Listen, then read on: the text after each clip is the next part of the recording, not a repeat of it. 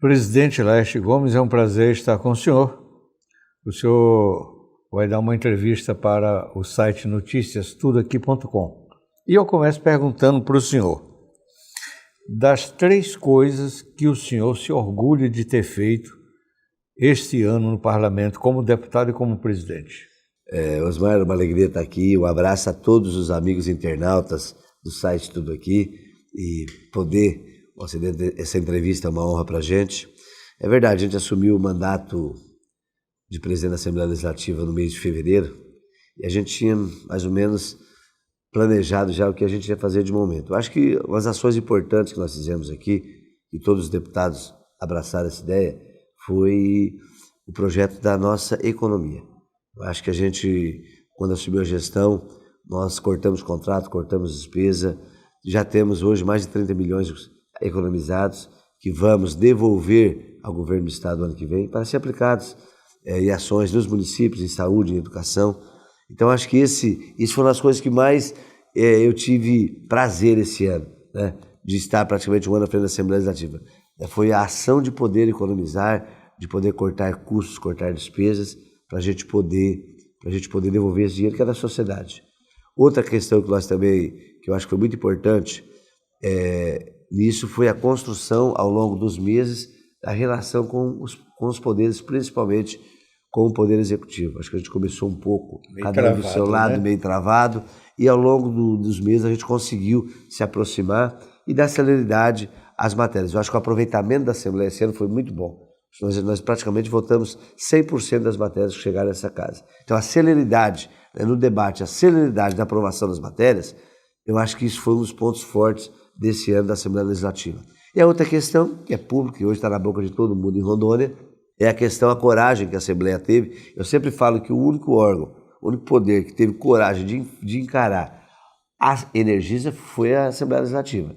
Criamos uma CPI, mostramos a cara para bater, ouvimos a população e já temos vários avanços conseguidos através da CPI da Energisa. Então, acho que nessa pergunta tua, acho que são esses três pontos que esse ano foram de sucesso, dentre outros que realizamos, lógico, mas que teve mais resultado. Bom, falar de resultado, que resultado, assim, mais objetivamente, o senhor espera obter com essa CPI da Energisa? Olha, o que eu espero... O senhor espera que o cidadão também o que eu espero de verdade que aconteça, que eu acho que vai acontecer, é o cidadão ser respeitado.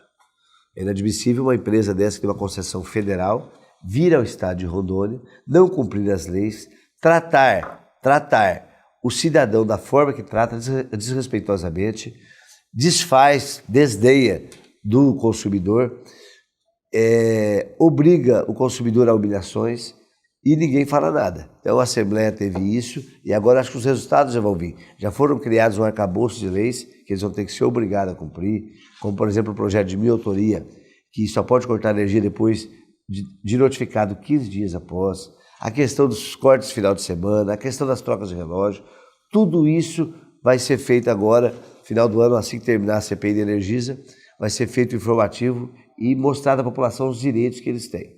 Também descobrimos vários convênios entre órgãos e a Energisa, por exemplo, o IPEM. O IPEM tinha um convênio de R$1 milhão, certo?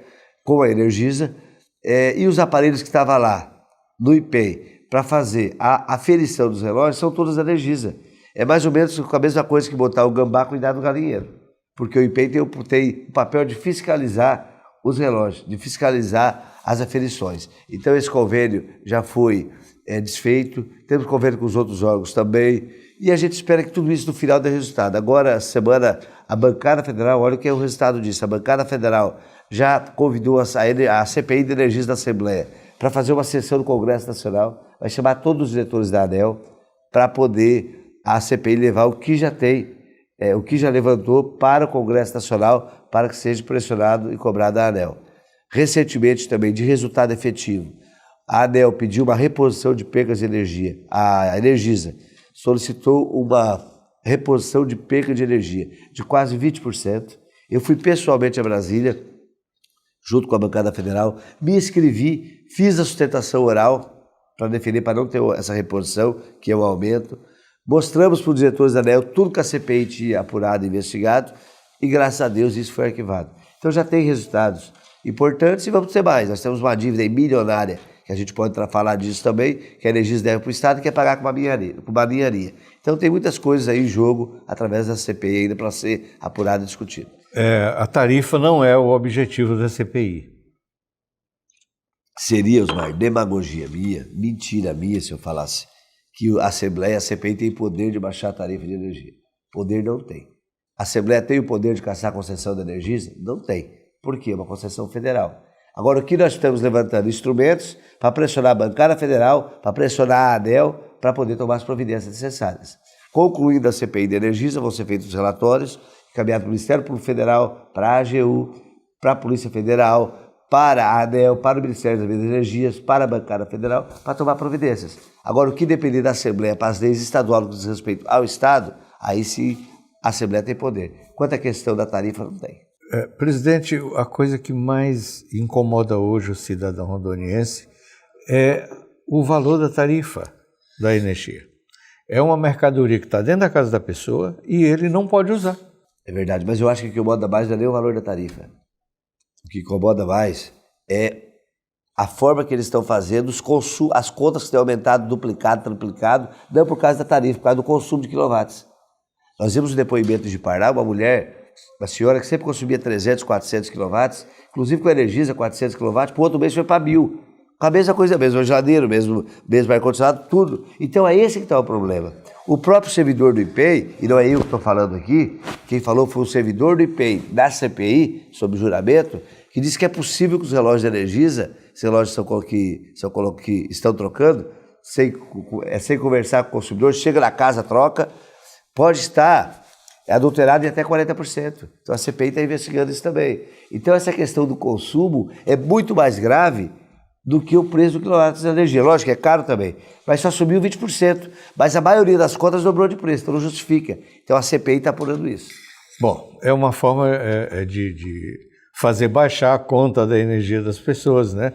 Se consertar essas condutas erradas. Com certeza, é o que a gente espera. Né? Agora, se quiser também discutir a tarifa, o Estado acho que também podia dar uma contribuição. A Assembleia podia encetar um movimento, por exemplo, junto do governo do Estado, para baixar um pouco a tarifa, que é 20% do ICMS. Eu acho que isso aí é uma questão muito caro. É uma questão que é do Poder Executivo, né, e que pode ser discutido, sim. Acho que pode ser colocado numa mesa, sentado com responsabilidade, porque hoje o Poder Executivo, através da Lei de Responsabilidade Fiscal, ele não pode abrir mão de receita. Para ele tirar aqui, ele vai ter que arrumar uma outra forma de ter. A lei diz isso, né? Mas o que eu sempre digo, Osmar, quando o cidadão está revoltado, ele tem que comer de razão. Mas e a Energisa tenta manipular isso, né? Botar nas contas que ela só fica uma parte. Mas eu queria dizer para os nossos amigos internautas que a mesma carga tributária que tinha na época da Ceron é a mesma de hoje. Não aumentou um centavo de imposto. Por que a conta da energia na época da Ceron era X e agora é o ABC inteirinho? Então isso não justifica. Essa desculpa que a Energisa dá, ela não tem justificativa nenhuma. Porque a carga tributária na época da Ceron é a mesma carga tributária de hoje. E a conta dobrou e triplicou de preço. O problema da Energisa é que ela é tigrão para cobrar conta, macho, bate pesado do cidadão para cobrar conta, corta energia, ameaça, e é gatilho para pagar o que deve. Ela deve mais de 1.800 bilhões para Rondônia, que ela assumiu no edital, assumiu o passivo da Ceron, porque ela pagou 50 mil na concessão, ganhou de graça, e quer pagar essa conta. Tem um projeto aqui na minha gaveta, que foi encaminhado para cá, para pagar essa conta com 700 milhões. E a Assembleia não vai votar. A Assembleia não vai dar esse prejuízo para a população de Rondônia. Isso é um crime contra o nosso Estado. Então tem tudo isso em jogo. A Energisa, ela tenta manipular a opinião pública através disso, mas não cumpre com as suas obrigações e os seus deveres.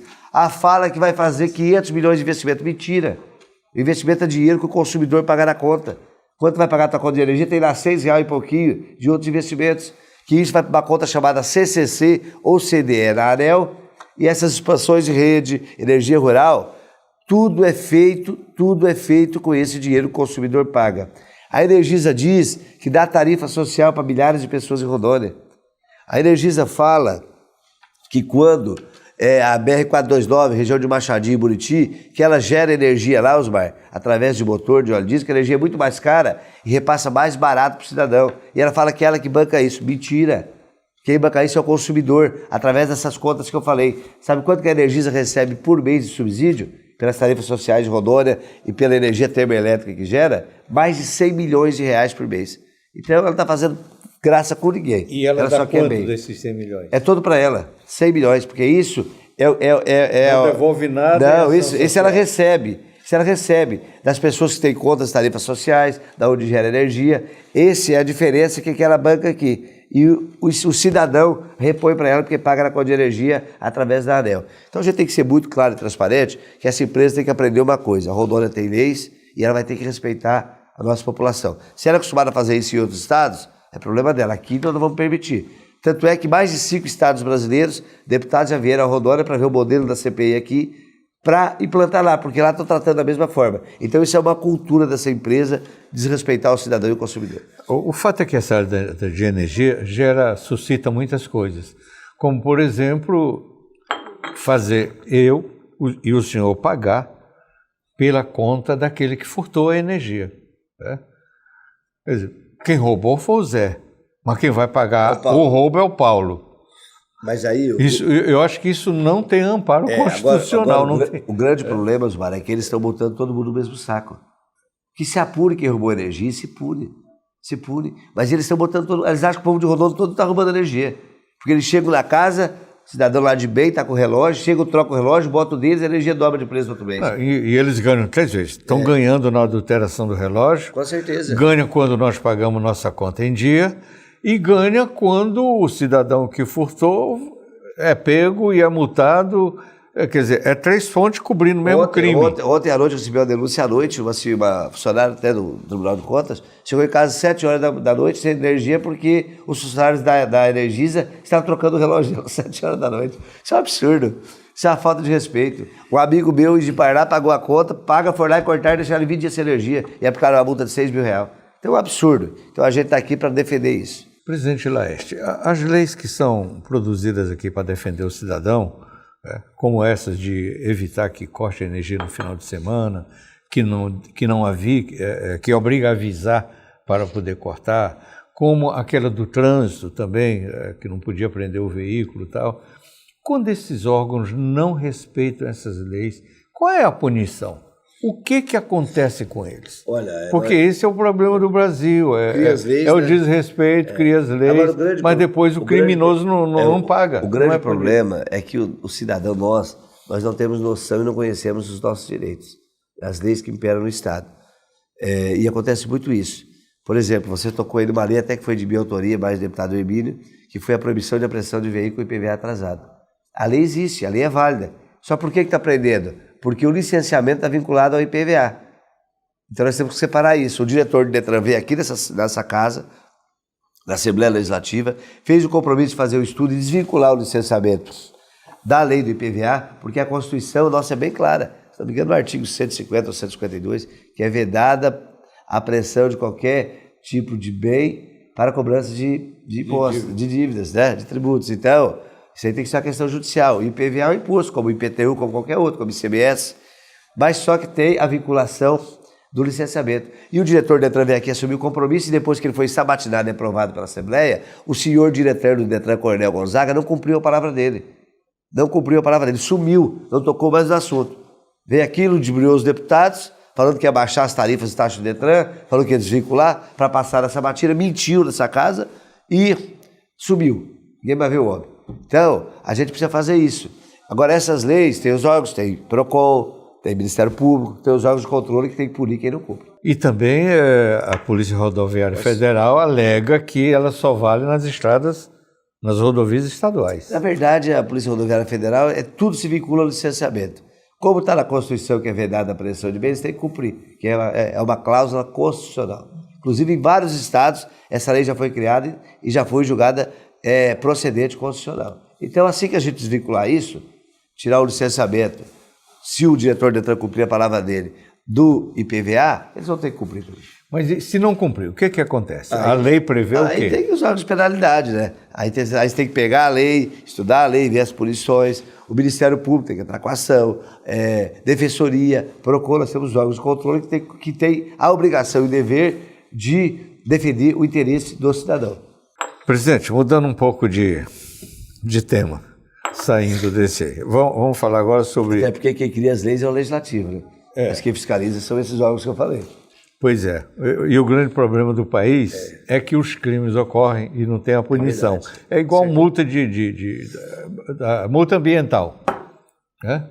O senhor sabe, o senhor acompanha, esse é um problema também que o Estado enfrenta, é grave, mas nós não temos ninguém preso por multa ambiental. É verdade. Né? E a maioria nem paga. Tem condição, vai para a primeira instância, segunda instância, N recursos, prescreve. E sobre multa ambiental é um problema, nós precisamos debater isso, ter coragem de debater isso também. Prescreve. Porque nós somos um Estado penalizado. Enquanto São Paulo, Paraná, produz 80%, 90% da sua área territorial, eles amarram nós aqui com 30%, 25% de área aberta. E ainda botam nós como um patinho feio do país. Polui o ar todo dia em São Paulo, nas grandes centros, e querem que nós cuidemos deles sem receber nada. Então essa questão de ambiental tem que ser muito bem discutida. Quer mato em pé, quer floresta, quer reserva, eles têm que pagar. Eles têm que pagar porque eles estão atrapalhando o nosso desenvolvimento, enquanto eles estão crescendo. Isso é uma guerra comercial por trás de tudo isso, né? Então, isso precisa ser muito discutido. Eu acho que isso precisa ter um grande debate no Brasil. Vamos manter as florestas de pé? Vamos. Mas o Estado tem que receber, o cidadão lá na ponta tem que receber. Eu sempre falo, quer botar fiscal ambiental para ninguém derrubar mais nada? É muito fácil. Valoriza o produtor rural, paga para ele, cria projetos para ele produzir mais na sua área que já está aberta. Incentiva, né? Cria programas de subsídios para esse produtor. Não adianta ficar enchendo o ombro de dinheiro aí, que isso não vira nada. Quem quer abater em pé e quem quer cuidar e preservar é o produtor rural. Agora ele precisa receber para isso. Na verdade, nos crimes ambientais, a única punição que tem é o equipamento dele que é queimado ali na hora. Covardemente, né? Covardemente. Que é aí eu concordo com você. Quando é roubo, é a única punição quando é roubo de madeira e áreas de reserva, e áreas indígenas, aí tudo bem. Aí tem que ter uma punição dura. Só que não adianta ir lá queimar o caminhão do cara. Aprende lá, dá para a prefeitura, dá para o Estado, para poder aquilo lá ajudar o cidadão, ajudar a população. Dá um fim social para aquilo, né? Presidente, discute-se muito agora a questão do Pacto Federativo, né?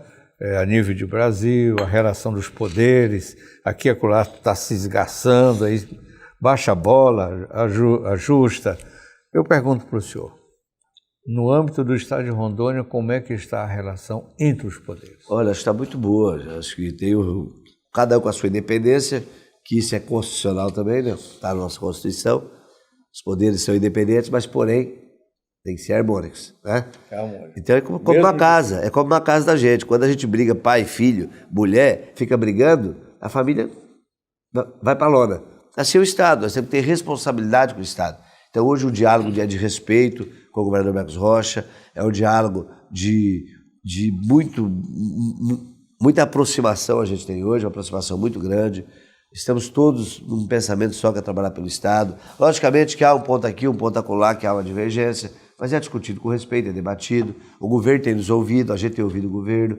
Não é diferente do Ministério Público, Tribunal de Justiça, Tribunal de Contas. Mas está todo mundo em harmonia trabalhando pelo Estado. E a gente espera que isso tudo agora, que o governo do Estado está fazendo o seu orçamento nesse ano, esse ano ele trabalhou com o orçamento do ano passado, está preparando o seu planejamento, a gente espera que as coisas possam deslanchar a partir do ano que vem. Por que não deslancharam? Eu acho que esse ano foi o ano de semear. Né? Eu acho que foi o ano de semear. Foi o ano de ajustar a máquina. O Estado tinha algumas armadilhas, né, que ao longo de décadas, que a gente precisa se atentar a elas. A dívida do Beron está sendo paga. O problema do Iperon, que é gravíssimo. O problema de precatório, que é gravíssimo. A transposição que precisa avançar. A União não quer assumir isso, né, fica enrolando. Então tem muitos problemas, muitos gargalos que têm que ser enfrentados. E esse ano acho que foi trabalhado muito isso. Né? Algumas coisas já aconteceram, lógico, de bem, o governador fez algumas coisas boas, outras precisam melhorar e muito, a gente sabe disso, é consciente, mas eu estou muito esperançoso com 2020, que a gente possa de verdade deslanchar. Presidente, o que aconteceu com o Iperon? O Iperon passou por um ajuste, por uma reforma há poucos anos. O Iperon, ao longo das décadas, o problema do Iperon está lá atrás. Né? Aumentou a arrecadação, aumentou a taxa de contribuição dos aposentados. Tribunal de Justiça, Ministério Público, Assembleia Legislativa, Poder Executivo, Tribunal de Contas. Há 15, 20 anos atrás ninguém pagava. E a conta chegou. A conta chegou porque os funcionários estão aposentando agora. Né? Então vai ter que fazer uma outra reforma da Previdência no Estado? Então, o que isso acontece? Nós temos um déficit. Né? Existem dois fundos, um dos funcionários mais novos, se não me engano é 2008, 2010, esse é saudável. Mas existe o fundo dos funcionários antigos que é problema, porque lá atrás não contribuiu. Né? Não tinha lei de responsabilidade fiscal, ninguém contribuía nada. Então agora o Estado vai ter que aportar. Quem tem que aportar é o Estado. Inclusive, a Assembleia também, acho que tem dívida com o Iperon. Tem, mas a gente o senhor está conseguindo equalizar já? Pagando em dia, os parcelamentos, nós estamos em dia. Todos os poderes hoje estão em dias. Nós temos agora uma lei que foi votada, esse novo pactuação federativa que foi votado no pré-sal, esse dinheiro todo, através de lei que o Congresso fez, que o Estado tem direito, já vai direto para o Iperon, já vai dar uma aliviada. Nós temos outros mecanismos aí que todo mundo vai ajudar para colocar no fundo do Iperon, para não ter problema, porque senão nós vamos ser o novo Rio Grande do Sul. Aí o Estado vai ter que pagar o ativo para o inativo. Aí não tem Estado que aguente. Então eu acho que isso sendo feito, eu acho que a gente avança na questão do Iperon. Quanto à questão de contribuição, a gente precisa ver, foi votada agora a reforma da Previdência, é 14%. Nós já fizemos aqui em Rondônia, 2, 3 anos atrás, nós somos pioneiros nisso no Brasil, e elevamos o índice a 13,5%. Agora, o que nós vamos ter que discutir? Se é necessário seguir a lei federal ou se pode continuar os 13,5%. No meu entendimento, eu não tenho conhecimento, mas eu gostaria que continuasse da forma que está. Até porque a diferença em relação ao governo federal, que foi feito lá, é pequena. Pequena, muito pequena. Né? Talvez outros mecanismos possam resolver esse assunto. Com certeza. Olha, aqui no Palácio do Planalto, nesta segunda-feira, o presidente Jair Bolsonaro cumpre uma agenda de reuniões. Estão previstos para hoje encontros com o ministro da Economia, Paulo Guedes, e também com o ministro da Educação, Abraham Weintraub. Além disso, hoje, no final da tarde, o presidente Jair Bolsonaro deve se encontrar aí com o advogado-geral da União, André Luiz de Almeida. E olha, Renata, neste mês, o governo federal lançou o programa Verde Amarelo, com um conjunto de medidas aí para estimular a criação de empregos com carteira assinada. Entre elas está a possibilidade de trabalho aos domingos, que pode gerar 500 mil novas vagas. O repórter Pablo Mundim tem os detalhes. Entre as propostas, a medida estabelece a negociação direta entre empresa e funcionário. Hoje, alguns setores já são autorizados a exercerem atividades nesses dias, mas apenas quando há convenção coletiva e acordo com sindicatos, o que, segundo o governo, prejudica a produtividade, principalmente da indústria. Trabalhar aos domingos já é realidade para muitos profissionais, como na área do comércio, indústria, hotelaria e saúde. O que o governo propõe com o novo programa Verde Amarelo é ampliar essa autorização para todas as categorias. Flexibilização que pode gerar 500 mil novos empregos até 2022. Nós tivemos o cuidado de buscarmos a interlocução com uma série de entidades empresariais na área de serviço, de comércio, de agricultura, na área da indústria, e nós identificamos um potencial de contratação de mais de 500 mil pessoas. A medida também estabelece que, ao trabalhar no domingo, o trabalhador terá direito a repouso semanal remunerado em qualquer outro dia da semana. No caso do comércio e serviço, deverá haver folga em pelo menos um domingo a cada 4. E para a indústria, um domingo a cada 7. Nós não estamos atingindo a Constituição, porque um dia de trabalho semanal remunerado permanece. O que se permite é que haja uma alternância. Para esse empresário do comércio varejista de São Paulo, a medida ajuda funcionários e patrões. Sem dúvida é uma medida que vem para contribuir, sim, sem dúvida nenhuma, que dá essa flexibilidade entre patrão e empregado, que às vezes parece que só o patrão se beneficia de alguma coisa, não é verdade. Os funcionários às vezes pedem para trabalhar mais e muitas vezes não podem, porque passou um determinado número de horas, e aí precisa, hora extra, no máximo 2, depois disso não pode mais, você tem que fechar, e o funcionário, mesmo que queira trabalhar, não pode. O Ministério da Educação vai investir 118 milhões de reais para a reforma e funcionamento de escolas em tempo integral em 18 estados. Vamos conhecer agora uma escola em tempo integral que funciona no Gama, Distrito Federal. Uma volta pela escola e você se surpreende. Pintura nova, salas limpas, troféus nos corredores. Referência em ensino público no Distrito Federal, o Centro de Ensino Médio Integrado no Gama atende hoje mais de 430 alunos. Eles estudam 10 horas por dia, de 7h30 da manhã às 5h30 da tarde. E além das aulas com as matérias básicas, tem ensino técnico e atividades complementares. Tem projeto empresa, né, que é um projeto de empreendedorismo, que é muito importante, mobiliza bastante os alunos dos primeiros anos, né? Tem um projeto curtas, né, que o aluno do segundo ano tem que fazer um curta-metragem. Os alunos, num intervalo ali, depois do almoço, pode estar fazendo oficina de robótica, de pilates, capoeira, muay thai. Foi essa estrutura e a qualificação dos professores que fizeram Isabela procurar o CEMI. Abre essa oportunidade de criação de projetos. Eu criei um projeto relacionado à minha área, que eu gosto, né, que é empreendedorismo, e isso me ajuda bastante, é uma coisa que eu quero levar para o resto da minha vida. Para incentivar exemplos como esse nos estados, o governo federal lançou em 2016 o programa de fomento às escolas de ensino médio em tempo integral. A ideia do modelo é oferecer aos estudantes uma formação que os aproxime do mercado de trabalho, da vida universitária e do caminho que querem seguir. Ao todo, 1.027 escolas já participam da iniciativa em todo o Brasil. E o MEC anunciou que vai destinar mais de 118 milhões do Fundo Nacional de Desenvolvimento da Educação para reforma e funcionamento de escolas de ensino médio em tempo integral em 18 estados. Nós também anteciparemos a primeira parcela para execução em 2020, já no próximo mês, final de novembro, começo de dezembro, que monta aproximadamente em 370 milhões de reais, para que as escolas já possam começar o ano de 2020 executando seus orçamentos de maneira a comprar todo equipamento que é necessário, buscar as melhorias que são necessárias na escola para que ela possa apresentar um ambiente agradável para os nossos alunos possam estar frequentando. Superior Tribunal de Justiça decide que o pagamento espontâneo de pensão alimentícia após término da obrigação não gera compromisso eterno. No caso analisado pela terceira turma do STJ, a mulher queria que o ex-marido continuasse com os pagamentos com base no artigo 422 do Código Civil.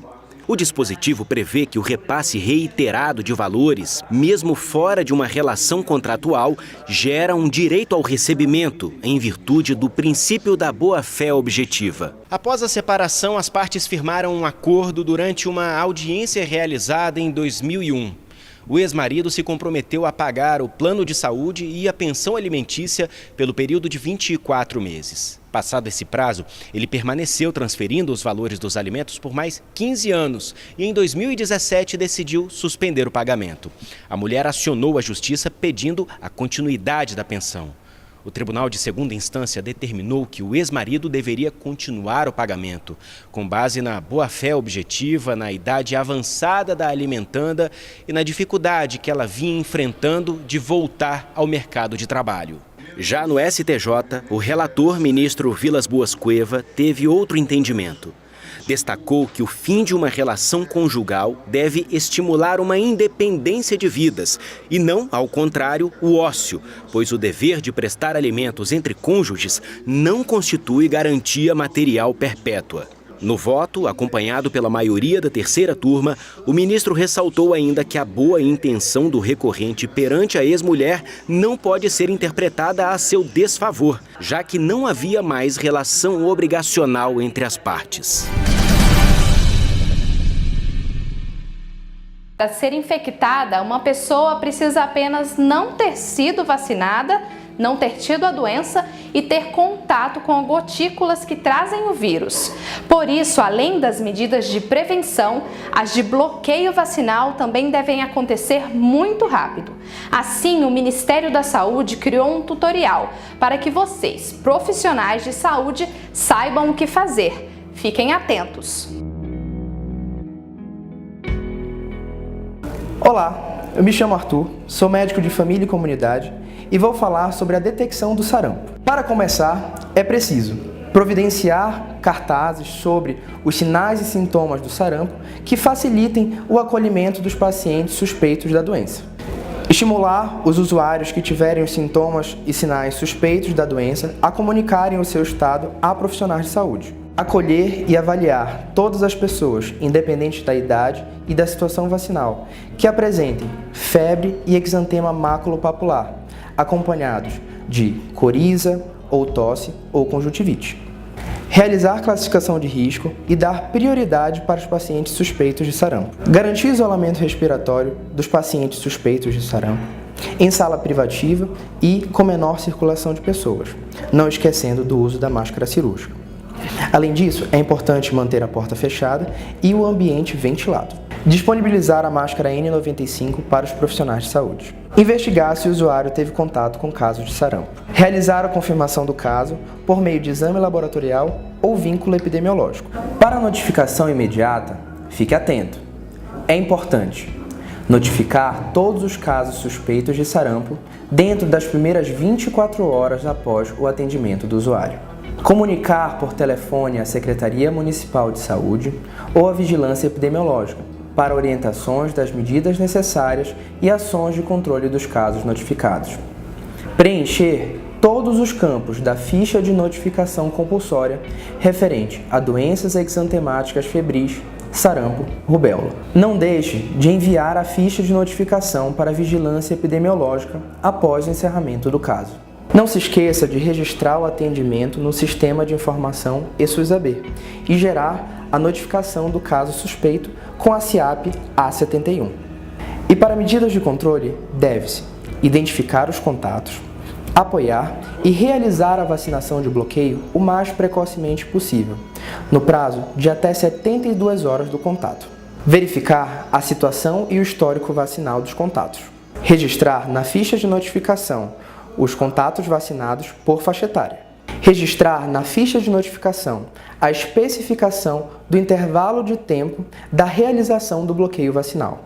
Registrar o procedimento de aplicação da vacina no eSUSAB.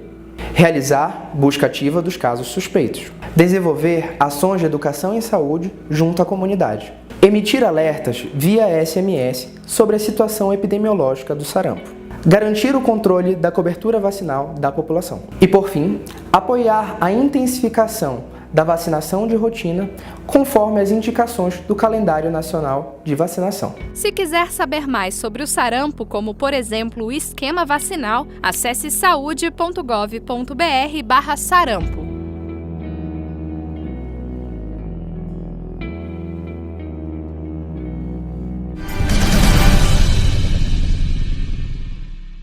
Bom, começa hoje em todo o país a segunda fase da campanha nacional de vacinação contra o sarampo.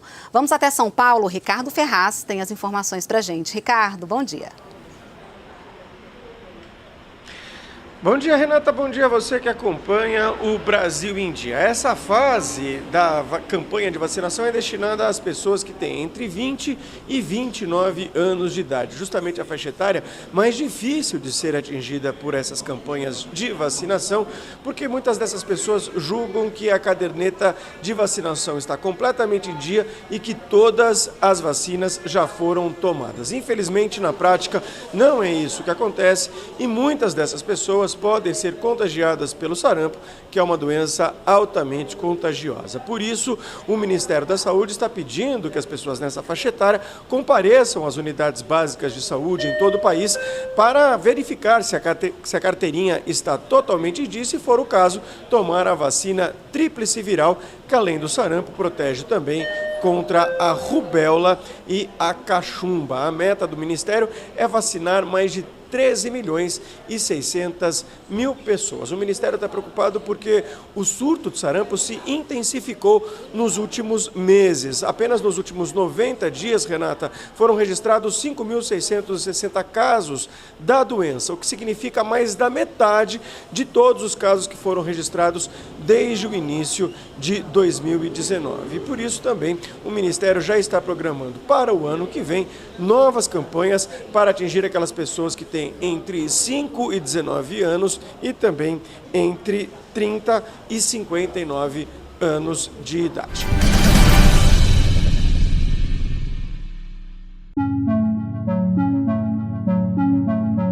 Dengue, zika e chikungunya são doenças graves que podem até matar. Elas são causadas pelo mosquito Aedes aegypti. Infelizmente, ele não precisa de muito para nascer, basta ter água parada em qualquer lugar. A gente orienta que nós temos que limpar as calhas, olhar o quintal se não tem uma latinha esquecida, alguma coisa que possa acumular água para evitar a proliferação do mosquito. E também fazer uma limpeza eliminando possíveis criadouros, porque o ovo ele fica vivo até 400 dias no seco. E não se engane, para voar por aí, ele não depende do tempo quente e com chuvas, típico do verão. Por mais que esteja um período muito seco, nós podemos ter ovos vivos ainda dentro da nossa residência. Então, a vigilância ela é muito mais importante do que as ações que são pós as chuvas. A boa notícia é que essas doenças podem ser evitadas com cuidados básicos, que nem exigem muito tempo. O esforço é mínimo. O nosso papel é tentar preservar e pensar no bem-estar não só da família, mas inclusive dos vizinhos. E se você encontrar focos do mosquito em áreas públicas ou até no vizinho, avise a Secretaria de Saúde da sua cidade. Vamos todos contra o mosquito.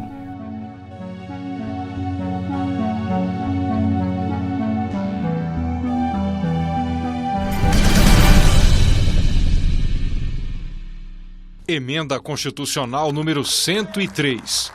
Foi com esse número que as mudanças na aposentadoria entraram para a Constituição, após 9 meses de debates e votações.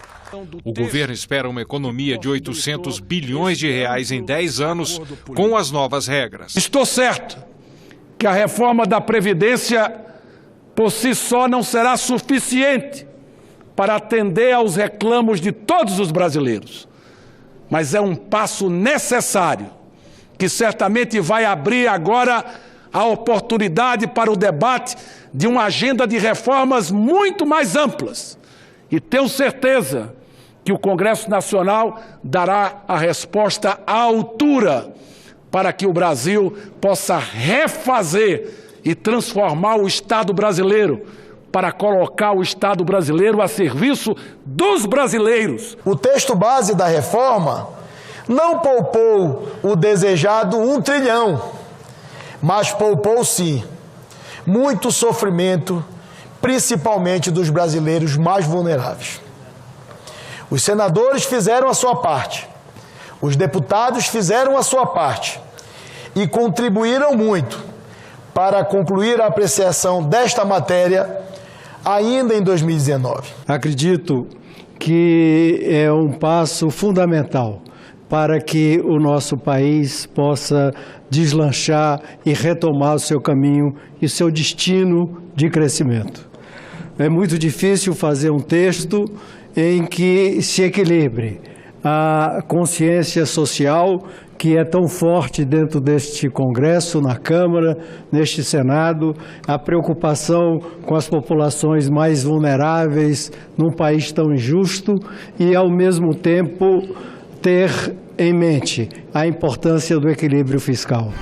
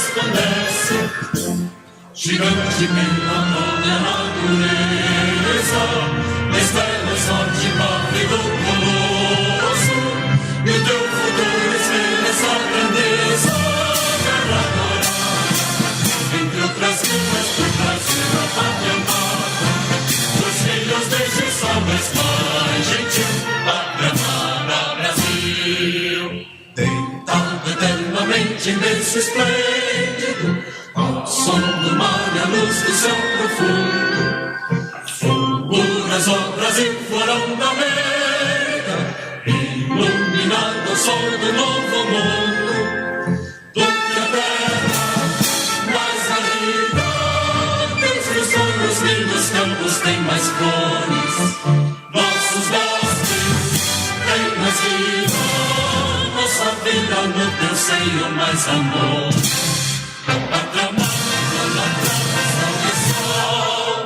Brasil de amor eterno seja símbolo, lá para o teu centas estrelado, e diga o verde louro desta flor, mas no futuro e glória do passado, os seres da justiça cava forte, verás que o vinho teu não foge à luta, nem tem ninguém te adora a própria morte, terra morada, entre outras vidas tem Brasil a pátria amada, os filhos deste sol mais mais gentil, pátria amada, Brasil.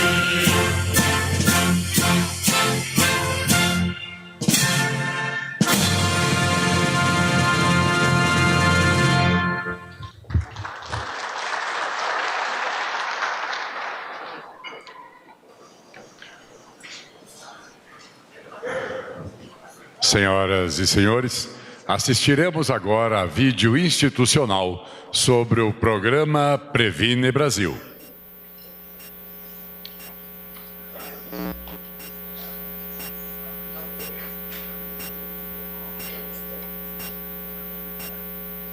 Certamente já esqueceu alguma coisa.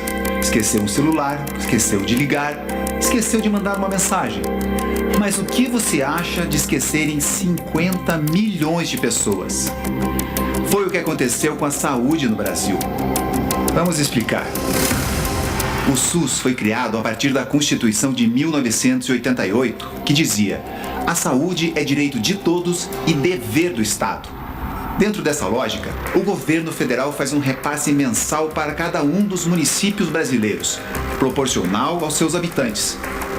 O número atual de pessoas cadastradas na estratégia Saúde da Família deveria chegar a 140 milhões de brasileiros, mas 50 milhões de brasileiros simplesmente foram esquecidos, não foram cadastrados. Esqueceram do João, que tem pressão alta. Esqueceram do Paulo, que é diabético. Esqueceram do pré-natal da Marta e da vacina de seus filhos. Esqueceram Dona Severina, que sofre de depressão. Esses esquecidos estão entre os mais carentes, moradores de rua, de periferias, de lugares distantes. Vale lembrar que nos últimos 15 anos, o Sistema Único de Saúde foi governado por quem se dizia preocupado com os que mais precisam. Os esquecidos agora serão lembrados. O governo federal lança um grande programa focado na atenção primária, o Previne Brasil, onde estão incluídos 20 bilhões e 400 milhões de reais, sendo 2 bilhões de reais a mais para os municípios melhorarem seus indicadores de saúde e cadastramento dos 50 milhões de esquecidos pelas gestões anteriores.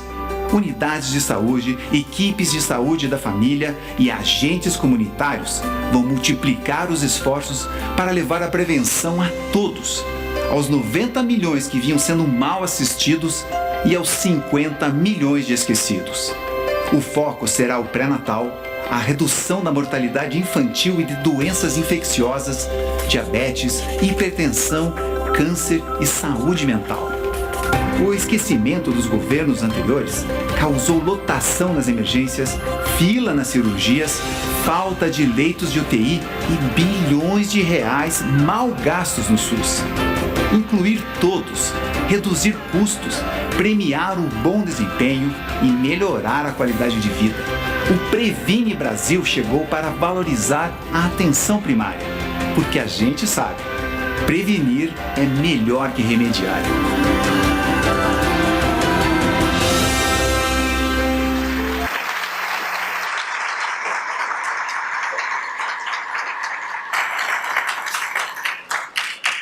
Ouviremos as palavras do presidente do Conselho Nacional de Secretarias Municipais de Saúde, Williams Bezerra.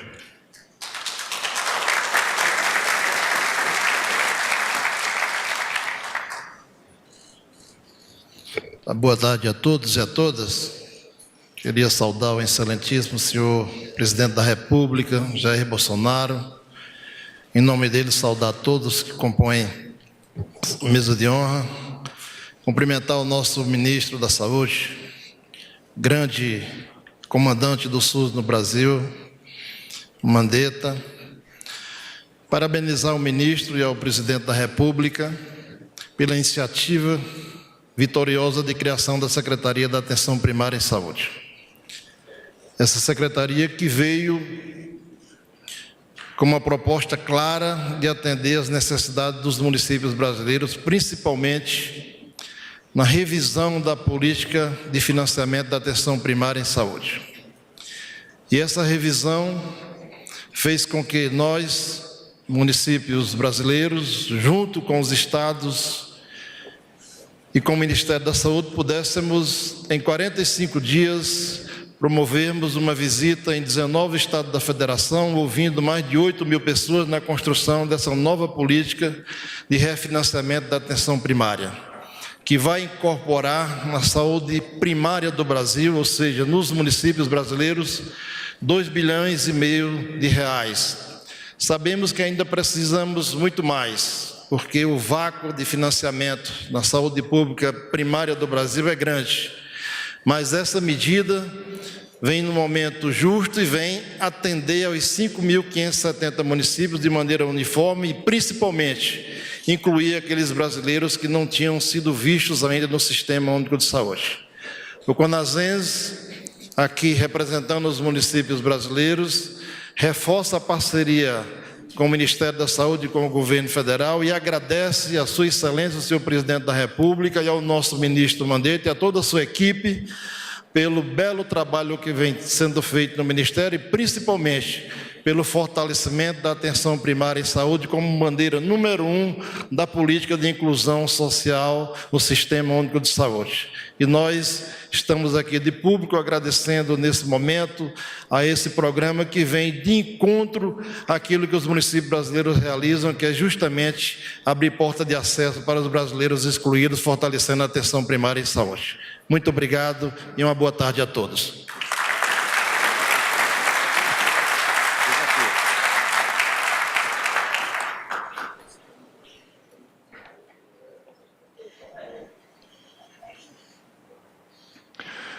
Neste momento, convidamos o ministro de Estado da Saúde, Luiz Henrique Mandetta, a assinar portaria que estabelece o novo modelo de financiamento da atenção primária à saúde, que garantirá ao SUS acesso para 50 milhões de brasileiros e aumenta o financiamento federal para os municípios em 2 bilhões de reais para o ano de 2020.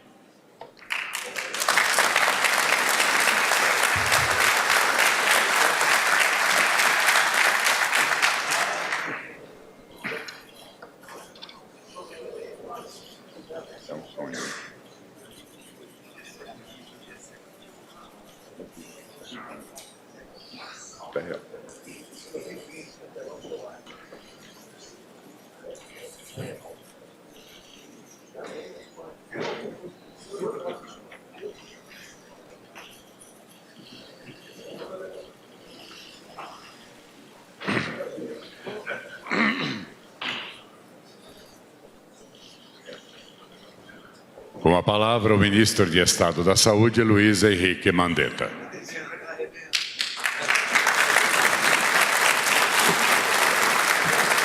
Boa tarde a todos e a todas.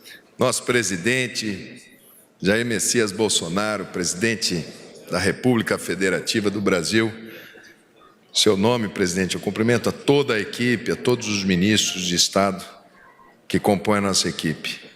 Em nome do ministro Onyx Lorenzoni, ministro de Estado-chefe da Casa Civil, nosso general Ramos, que começa um trabalho grande com o Congresso Nacional, e eu estava querendo votar minha MP 890 hoje, então daqui a pouco eu falo dela.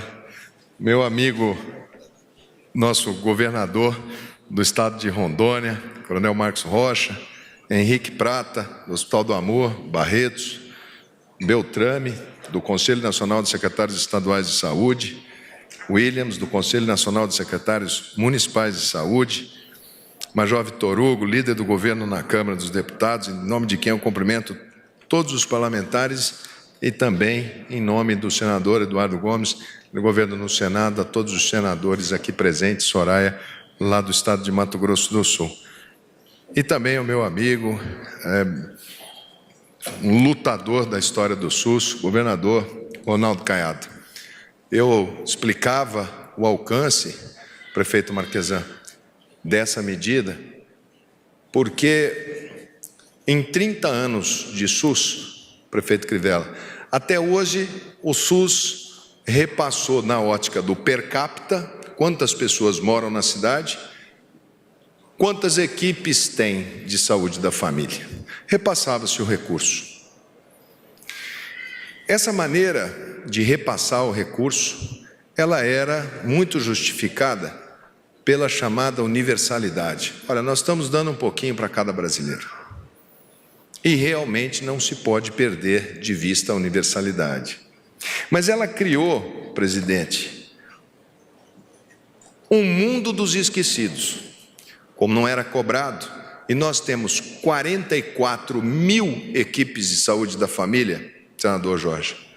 Se cada uma pela outra, tivesse 3 mil pessoas que elas cuidassem, nós teríamos que ter 140 milhões de pessoas em equipe de saúde da família.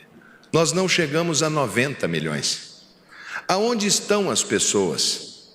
Nós fomos cruzar os cadastros, ministro, e nós encontramos o cadastro do Bolsa Família, nós pegamos o cadastro do BPC, nós pegamos o cadastro do INSS dos menores benefícios, e são mais de 40 milhões de pessoas esquecidas, quase a metade delas as pessoas mais frágeis, que mais necessitam do cuidado da estratégia de saúde da família e da atenção básica. Esse mundo dos esquecidos, general Helena, é ele que frequenta quando a tuberculose aflora. É ele que fez nosso presidente, o primeiro presidente a receber aqui o embaixador da boa vontade do Japão para a hanseníase, que veio pedir para que nós trabalhássemos, porque nós somos o país com o segundo maior número de casos de hanseníase no mundo. É desse universo que nós gastamos quase 1 bilhão com amputações porque os diabéticos não são controlados. É atrás deles que nós vamos. Nós vamos fazer no próximo ano o maior programa de inclusão na estratégia de saúde da família da história do SUS. Nós queremos colocar essas 40 milhões de pessoas dentro do programa. E como fazer isso?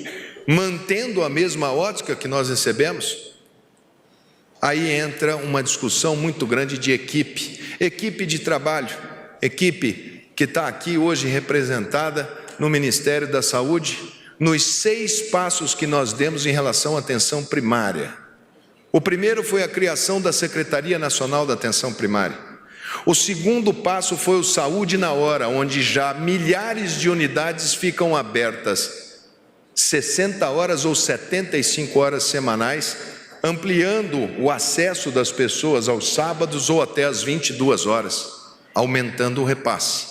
O terceiro passo foi o Médicos pelo Brasil, medida provisória assinada pelo presidente que pretende colocar 18 mil médicos com carteira assinada, com perspectiva de carreira, mas cobrando qualidade com vínculo seletista, e que estava hoje na pauta do Congresso Nacional para ser votada. Infelizmente não conseguimos votar. Faço aqui um apelo para os parlamentares que possamos votar, deixar o texto organizado para que possamos dar esse passo. Esse programa visa colocar quase 14 mil médicos exatamente nas áreas mais frágeis lá do Piauí, do semiárido, e não mais aquela ótica perversa de médicos em capitais como Brasília, que realmente não necessitam, mas o Siridó, que realmente precisa. O quinto passo é dado hoje com o financiamento da atenção básica por indicadores. Nós vamos investir mais de 2 bilhões acima do que já investimos em atenção primária e pela primeira vez, dando por aquilo que você faz, pelas metas da sua cidade, pelas metas da equipe, pela meta de desempenho, pelo mérito.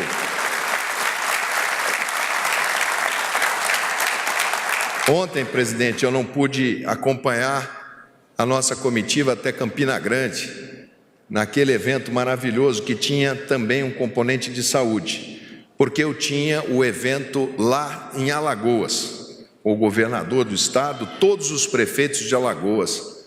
Nós abrimos ontem em Alagoas, presidente, uma promessa de campanha que nós vamos cumprir e que vai transformar o nosso sistema de saúde. Ontem nós abrimos o projeto piloto de 6 meses, que inicia-se a informatização plena do SUS.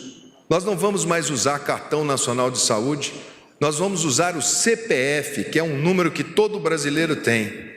Nós vamos fazer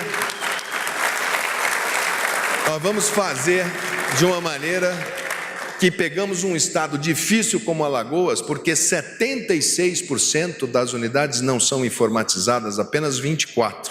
E nós vamos saber como funciona em Alagoas para podermos espalhar para todo o território nacional.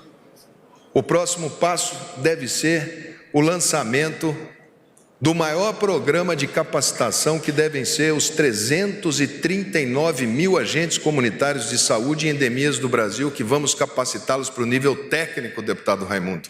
E eles vão poder medir pressão arterial na casa das pessoas, e nós vamos localizar os hipertensos e os diabéticos, e vamos prevenir, e nós vamos colocar dinheiro na especializada, porque nós vamos conseguir prevenir. Esses 2 bilhões a mais que nós estamos colocando na atenção primária não foi solicitado, porque eu cumpro fielmente o que meu presidente me determina. Ele falou: Mandetta, você não me fala muito em dinheiro novo em saúde, que está muito apertado. Eu falei: eu vou achar dinheiro no orçamento que tem. Então, esses 2 bi a mais, presidente, é no orçamento que nós temos, gerado da economia dos processos de compra de medicamentos, propagandas que se fazia de maneira não necessária, o Ministério da Saúde mais focado em buscar o resultado na aplicação dos recursos da saúde. Nós estamos aumentando gestão, aumentando economia e cada centavo colocando em prevenção, em atenção primária, em prevenção das doenças. Temos muitos desafios pela frente, sabemos que a caminhada é longa, mas mais do que nunca, esse programa, o Conselho Nacional de Secretários Municipais, o Williams, eu quero fazer um agradecimento a você e toda a sua equipe, a equipe da Secretaria de Atenção Primária, a toda a equipe do Ministério da Saúde, porque foram em todos os estados da federação discutir esse programa e foi pactuado com todos os atores e nós aprovamos por unanimidade dentro da Comissão Intergestora Tripartite. Então, aqui agradeço ao CONAS e ao CONASEMES pela parceria. As bases da nova atenção primária, as bases estão sólidas.